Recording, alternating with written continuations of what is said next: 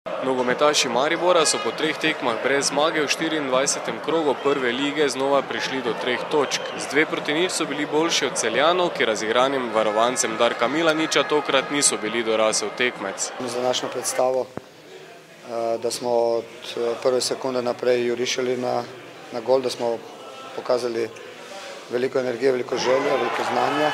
Jasno je, da se bo zgodila tudi kakšna napaka, vendar če bomo taki kot danes, se ne bomo. Res je, bili smo pod določenim pritiskom, bili smo mogoče v nekakšni krizi, ampak pred tekmo smo dobro zavedali, kaj hočemo, kaj si želimo storiti in vedeli smo, da ko bomo dosegli tisti prvi zadetek, se bo vse izteklo tako, kot smo si želeli in to se je tudi zgodilo in hvala Bogu smo danes zmagali in pa res še enkrat hvala navijačem, saj so spet pokazali, da so bili to najboljši navijači Slovenije.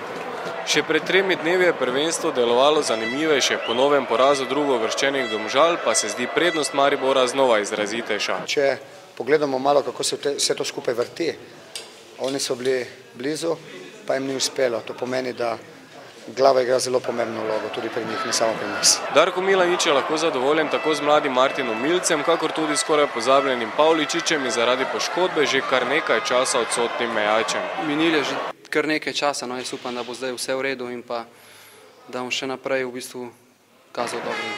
Pa se ve, ne, pač, kje je moje igralno mesto. Če treba, bom tudi na gol stopil. Bilo je res hudo v bistvu, no. Pač se je najhujše za igralca, ne, da ne more. Tako da je bilo mogoče malo lažje s tem, da mi je v bistvu res klub stal ob strani, od trenerja do sekretarja Uroša, tako da od vseh v bistvu, no. Kar je nekako bilo malo lažje, sigurno je bil en obdobje, no, ki bi ga res čim prej rad pozabil in upam, da bo vse štimalo naprej.